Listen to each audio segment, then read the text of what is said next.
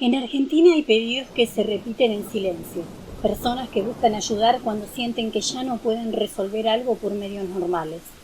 Amor, envidia, dinero, desesperación, miedo, emociones que llevan a tocar puertas que pocos reconocen en público, pero que muchos conocen en privado.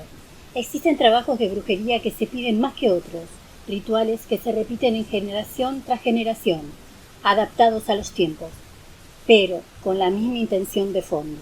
En este video vamos a recorrer los 7 trabajos de brujerías más solicitados en nuestro país, no desde el mito, sino desde lo que realmente la gente va a pedir.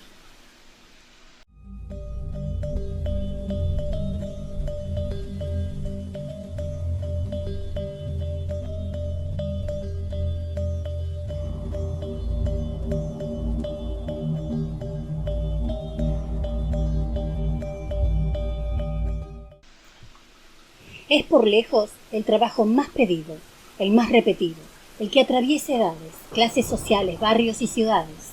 No importa si la persona vive en un pueblo chico o en pleno centro de Buenos Aires. Cuando el amor se transforma en desesperación, el pedido casi siempre es el mismo.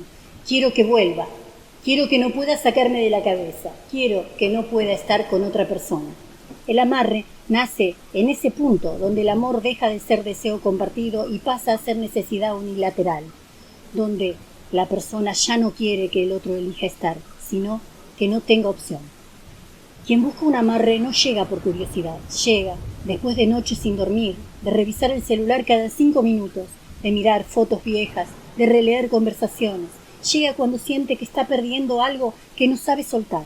En Argentina, este tipo de pedidos es tan común que muchas personas lo normalizan, lo cuentan en voz baja, casi como si fuera un consejo entre amigas. Andate al lado, que hacen amarres muy fuertes. El ritual puede variar. Velas, fotos, prendas, nombres escritos, cabellos, perfumes, pero la intención siempre es la misma, atar la voluntad del otro. Y acá está lo que casi nadie te dice. El amarre no busca que alguien te ame, busca que alguien no pueda dejar de pensar en vos. Es diferente. La obsesión reemplaza al sentimiento, la inquietud reemplaza la paz. La persona empieza a sentirse confundida, inquieta, irritable. No entiende por qué no puede dejar de pensar en alguien con quien tal vez ya no quería estar. Quien pide el amarre suele creer que eso es amor que vuelve, pero muchas veces lo que vuelve es alguien alterado, ansioso, incómodo consigo mismo. Por eso este trabajo es tan pedido, porque toca la emoción más fuerte que existe, el miedo a perder. Y cuando el miedo es más fuerte que la razón, la persona cruza límites que jamás hubiera imaginado cruzar. Gitana Aluca siempre dice algo claro sobre esto. El amarre no une, encadena. Y toda cadena, tarde o temprano, pesa. Tan común como el amarre, a veces incluso más silencioso, porque quien pide separar una pareja rara vez lo cuenta. No se habla de esto en voz baja, se susurra, se esconde, se disfraza de excusa, pero el pedido es claro. Quiero que se peleen, quiero que se distancien, quiero que se separen. No importa si es un noviazgo, un matrimonio de años o una familia ya armada. La intención es romper un vínculo que ya existe. Y lo más inquietante es que muchas veces quien lo pide no lo hace desde el odio, lo hace desde el deseo, desde la ilusión de ocupar ese lugar, desde la creencia de que si el otro queda solo, va a elegir estar con quien hizo el trabajo. Este tipo de brujería trabaja sobre la discordia, sobre el desgaste. No busca un quiebre inmediato, sino algo más sutil. Discusiones sin motivo, irritación constante, desconfianza, malentendidos que crecen como bola de nieve. La pareja empieza a sentirse incómoda, sin saber por qué. Se pierden la paciencia, se hablan mal, se miran distinto, y ninguno de los dos entiende cómo algo que estaba bien empieza a deteriorarse sin una causa clara. Quien pidió el trabajo, mientras tanto, observa de lejos, espera. Cree que está acercando su oportunidad, pero lo que casi nadie entiende es que este tipo de pedido no trabaja sobre el amor, trabaja sobre el desgaste emocional, sobre la energía del conflicto. Y cuando una relación se rompe por ese camino, no deja lugar libre y limpio, deja un terreno herido. Por eso muchas veces pasa algo que sorprende. La pareja se separa, pero la persona que pidió el trabajo no logra formar nada estable con quien queda libre, porque lo que se sembró fue conflicto, no vínculo. En Argentina, este pedido es muy frecuente, especialmente en historias donde hay terceros involucrados, amantes, personas que esperan su momento o incluso familiares que no aceptan una relación. Gitana Aluka suele decir: este trabajo no quita a alguien de un lugar, lo arranca, y todo lo que se arranca deja marcas. Este es uno de los pedidos más oscuros. No nace del amor, no nace del deseo, nace de algo mucho más silencioso y corrosivo: la envidia. La envidia no grita, no se muestra, se esconde detrás de la sonrisa, halagos, conversaciones normales, pero por dentro crece como una molestia constante. ¿Por qué a esa persona le va bien y a mí no? Y cuando esa sensación se vuelve insoportable, algunas personas buscan una salida equívoca. El pedido es directo: quiero que le vaya mal, no importa en qué, si en trabajo, salud, dinero, relaciones, lo que sea, pero que algo se rompa. Este tipo de brujería no apunta a un vínculo específico, apunta a la vida entera del otro, a su estabilidad, a su equilibrio. Quien la pide suele justificarlo con frases que parecen inocentes. Esa persona tuvo suerte siempre, todo le sale bien, algo tiene que pasarle. Es una forma de querer nivelar hacia abajo. En Argentina, este pedido aparece mucho entre conocidos, familiares, compañeros de trabajo, vecinos, personas que ven de cerca el progreso del otro y no lo toleran. Y lo que casi nadie te dice es que este tipo de trabajo no necesita una gran historia detrás. A veces alcanza con una comparación constante, con mirar la vida ajena todos los días. Los efectos que buscan son desgastantes. Tropiezos, discusiones, pérdidas pequeñas que se acumulan. Nada explosivo al principio, todo sutil, constante, molesto. La persona afectada empieza a sentir que nada le sale bien, que todo se complica, que su energía baja sin explicación, que las relaciones se tensan, que el dinero no rinde, que el cuerpo se siente más cansado. Y quien pidió el trabajo, lejos de sentirse mejor, suele empezar a obsesionarse con observar. Sí, ya está funcionando. Gitana Aluka siempre marca algo muy claro sobre esto. La envidia es una energía que cuando se canaliza así, no solo va hacia afuera, también vuelve. Este pedido no nace del deseo de afectar a otro, nace del miedo. Llega cuando la persona siente que algo en su vida cambió de golpe y no logra encontrar una explicación lógica. Cuando empieza a decir frases como: desde hace un tiempo nada me sale bien, me siento raro en mi propia casa, no soy yo. Quien busca una limpieza o un corte de brujería no llega con curiosidad, llega angustiado, cansado, desorientado, siente que está cargando con algo que no le pertenece. En Argentina, este es uno de los pedidos más frecuentes después de los amarres y los trabajos por envidia, porque muchas personas, cuando atraviesan una racha negativa prolongada, empiezan a sospechar que alguien pudo haberles hecho algo. Y esa sospecha se instala fuerte. Empiezan a repasar recuerdos, una discusión vieja, una amistad rota, una pareja que terminó mal, alguien que los miraba con enojo. Buscan un origen, una causa. La limpieza, en este contexto, no es vista como un ritual místico, es vista como una necesidad urgente, como quitarse un peso invisible de encima. Quien la pide suele describir síntomas muy similares: cansancio constante, pensamientos negativos que no son habituales, sensación de opresión en la casa, discusiones que aparecen sin motivo, insomnio, irritabilidad, más allá de la causa real. La persona siente que algo externo está influyendo en su vida y lo que busca es recuperar el control.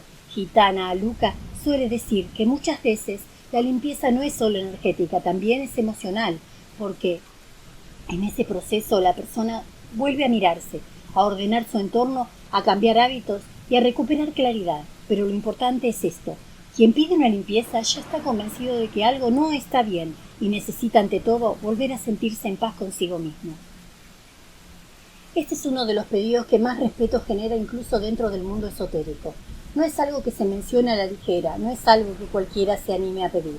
La tierra de cementerio, en muchas tradiciones, es vista como un elemento cargado de memoria. No solo tierra, es un suelo que estuvo en contacto con despedidas, dolor, silencio, despedidas que nunca se dijeron del todo. Por eso, cuando alguien pide trabajar con este elemento, no lo hace por curiosidad, lo hace porque cree que necesita más fuerza en lo que está buscando. Se usa para potenciar otros trabajos, para reforzar pedidos, para invocaciones, para pedidos a entidades que, según la creencia, están más cerca de este plano. En Argentina, este tipo de prácticas aparece mucho en relatos populares, en historias transmitidas entre conocidos, en advertencias que pasan de boca en boca. ¡Ojo! Con traer cosas del cementerio. Y no es casual. La tierra de un lugar así no se considera neutra, se la ve como un puente entre mundos, como un elemento que no debería salir de ese espacio. Quien la usa en rituales cree que está incorporando algo muy poderoso, algo que va a acelerar resultados, que va a dar peso a su pedido, pero lo que casi nadie piensa es que también está trayendo a su entorno una energía que no conoce. Gitana Luca siempre señala que este tipo de trabajos no se trata solo de intención, se trata de contexto, de donde proviene lo que se usa. Y cuando el contexto es un lugar cargado de despedidas, de emociones intensas, de presencias que no siempre se comprenden, eso no se manipula sin consecuencias. Este pedido aparece cuando la desesperación económica supera cualquier límite racional, cuando la persona siente que ya probó todo, trabajo, esfuerzos, intentos, cambios, y nada parece funcionar. Entonces, surge la idea peligrosa, abrir caminos a cualquier costo. No es un pedido inocente, es un pedido cargado de urgencia, de cansancio, de frustración acumulada. Personas que sienten que la vida les cerró puertas y que necesitan que algo, lo que sea, se las vuelva a abrir. En Argentina este tipo de consultas aparece mucho en momentos de crisis personales. Deudas, pérdidas de trabajo, negocios que fracasan, familias que dependen de un ingreso que no alcanza. Y en este estado, la persona deja de pensar en el cómo, solo piensa en el resultado. El pedido suele ser directo, suerte rápida, dinero que llegue, oportunidades que aparezcan sin explicación, algo que cambie la realidad de golpe. En muchas tradiciones, este tipo de solicitud se asocia a la idea de pacto, no siempre entendido como algo literal, pero sí como un intercambio, obtener algo a cambio de ceder algo. Y ahí está el punto delicado. Quien busca esto suele creer que solo está pidiendo ayuda para mejorar su situación, pero la intención con la que se hace el pedido es lo que marca la diferencia. Cuando la urgencia es tan grande que se pierde el límite, la persona está dispuesta a aceptar condiciones que no entiende del todo. Gitana Luca suele decir que el problema no es querer prosperar, el problema es querer hacerlo sin procesos, sin tiempo, sin equilibrio, porque cuando algo llega demasiado rápido y sin explicación, también puede irse de la misma manera que vino. Este es uno de los trabajos que más personas piden creyendo que es inofensivo, porque no se lo presenta como un amarre, no busca que alguien se obsesione, no busca atar la voluntad, al menos en apariencia. El pedido suele sonar más liviano. Quiero que cambie su actitud conmigo. Quiero caerle mejor. Quiero que me tenga presente. El endulzamiento trabaja sobre la simpatía, sobre la percepción, sobre cómo el otro te ve y te siente. No apunta a forzar sentimientos profundos, sino a suavizar tensiones, abrir el diálogo, generar cercanía. Por eso muchas personas lo consideran una opción más tranquila, algo que no hace daño, algo que simplemente te ayuda. En Argentina este tipo de pedidos aparece mucho en vínculos laborales, familiares, vecinales y también amorosos. No siempre se busca una relación sentimental. A veces solo se busca mejorar el trato, bajar conflictos, facilitar un recuerdo. El problema es que, aunque se lo vea como suave, sigue siendo una intervención sobre la voluntad ajena. Se intenta modificar cómo alguien percibe, cómo alguien siente, cómo alguien reacciona. Y eso, aunque parezca pequeño, no deja de alterar un proceso natural. Quien lo pide suele justificarlo con frases como: no quiero obligarlo, solo quiero que me vea distinto, solo quiero que me trate mejor. Pero en el fondo, el mecanismo es el mismo, influir en la energía del otro para obtener un resultado específico. Gitana Luca suele marcar algo muy importante sobre esto. Que sea más sutil no significa que sea inocuo, porque cuando alguien empieza a cambiar su actitud sin saber por qué, sin haber hecho un proceso interno, esa armonía puede ser frágil, y lo que nace sin raíz muchas veces no se sostiene. Antes de contarte esta historia, quiero decirte algo. Esto no lo saqué de un libro, no lo leí en internet, lo escuché de boca de alguien que lo vivió. Es un local chiquito donde suelo comprar saumerios, velas y esas cosas que siempre acompañan mis videos. Conocí a Zulma, una mujer sencilla, de esas que no buscan llamar la atención, pero que cargan una experiencia que se les nota en la mirada. Mientras elegíamos fragancias, empezó a hablarme, no como quien quiere contarme algo llamativo, sino como quien necesita sacarse un peso de encima. Y lo que me contó encaja perfectamente con este tipo de trabajos que muchos creen suaves, pero que pueden cambiar la vida de una persona sin que se dé cuenta. Quédate hasta el final, porque esta historia tiene mucho más que misterio. Y si alguna vez escuchaste algo parecido, déjame tu comentario y acompaña este espacio con tu suscripción y tu me gusta. Zulma no parecía el tipo de mujer que uno asociaría con historias oscuras. Tenía unos 40 y largos y el pelo siempre recogido con una hebilla gastada. Y esa forma de hablar pausada, de quien se acostumbró a escuchar más de lo que dice. La conocí en un localcito de saumerios, de esos que suelen vender mirras, sándalos y polvo de estantería vieja. Mientras elegíamos fragancias, empezó a contarme algo que al principio parecía una simple historia de amor, pero no lo era. Juan había aparecido en su vida como aparecen algunas personas, con intensidad. Trabajaban en la misma zona, se cruzaban seguido, empezaron con charlas cortas, después cafés largos. Zulma sabía que él estaba casado. Él también lo sabía, pero Juan tenía esa facilidad para decir las palabras justas, para hacerle creer que su matrimonio estaba roto, que era cuestión de tiempo, que Zulma era lo que le devolvía las ganas de vivir. Y Zulma, que podía ser muy lúcida para muchas cosas, con Juan era muy ingenua. Se enamoró, no del hombre real, sino del hombre que él decía que era. La relación duró meses, a escondidas, con promesas que nunca se concretaban. Juan cancelaba encuentros, desaparecía a fines de semana, volvía con excusas que Zulma aceptaba sin discutir. Hasta que un día, sin previo aviso, Juan dejó de contestar. Pasaron días, después semanas, y Zulma entendió algo que le dolió más que cualquier abandono. Para él había sido solo una aventura, un juego, un escape. Una compañera de trabajo, al verla tan mal, le habló de un brujo que ayudaba en esos casos, alguien que enderezaba lo que otros torcían. Zulma dudó al principio, pero el dolor tiene una forma muy particular de empujar decisiones. Fue. El lugar era una casa común, en un barrio común. El hombre la escuchó sin interrumpir. Zulma contó todo. Lloró, habló de amor que sentía, de la bronca, de la humillación. El brujo fue directo. ¿Querés que vuelva? Zulma sintió. Entonces, ¿hay que hacer un trabajo fuerte? No pidió detalles, no preguntó cómo, solo aceptó. Durante días siguió indicaciones simples. Velas, un nombre escrito, una foto, palabras repetidas en voz baja.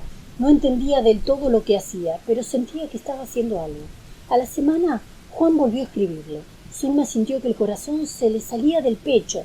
Él estaba raro, ansioso, decía que no podía dormir, que pensaba en ella todo el tiempo, que no entendía qué le pasaba.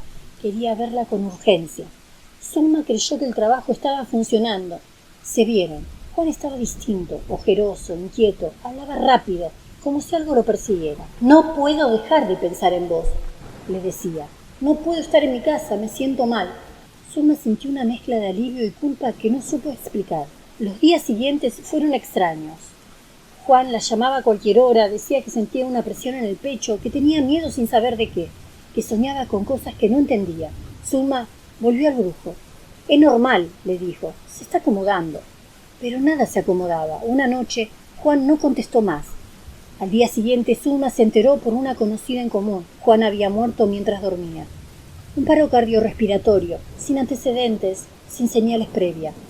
Zulma sintió que el mundo se le caía abajo. La palabra del certificado médico le retumbaba en la cabeza. Muerte súbita. Pero ella sabía, o creía saber. El peso de esa sospecha empezó a aplastarla. No podía dormir, no podía comer. Cada vez que cerraba los ojos veía la cara de Juan esa última vez, pálido, asustado, pidiéndole ayuda sin decirlo. Zulma volvió al brujo desesperada. Esto no era lo que yo te pedí, le dijo. El hombre la miró sin sorpresa. Los trabajos no siempre salen como uno espera. Esa frase fue suficiente para que Zulma no volviera nunca más. Pero la culpa ya estaba instalada. Después de días de lucha interna hizo algo que nadie le había sugerido. Buscó a la esposa de Juan. Le pidió hablar. La mujer la recibió con una mezcla de desconfianza y cansancio. Zulma, temblando, le contó todo, desde la relación hasta el trabajo, hasta la sensación que la perseguía. Esperaba un grito, un insulto, un portazo. Pero la esposa de Juan se quedó en silencio, y cuando habló, dijo algo que Zulma no esperaba. Juan ya no estaba bien desde antes. Le contó que en los últimos meses él dormía mal, que se despertaba sobresaltado, que decía sentir una presión en el pecho, que estaba irritante, nervioso, que había querido ir al médico, pero que nunca fue. Zulma sintió que algo se acomodaba dentro suyo. No era alivio, era otra cosa. Entendió que Juan no se había muerto por un ritual. Había muerto con un cuerpo, una mente que ya estaba agotada, y que ella desde su dolor había querido forzar algo que no tenía que ser. La esposa la miró con una tristeza profunda.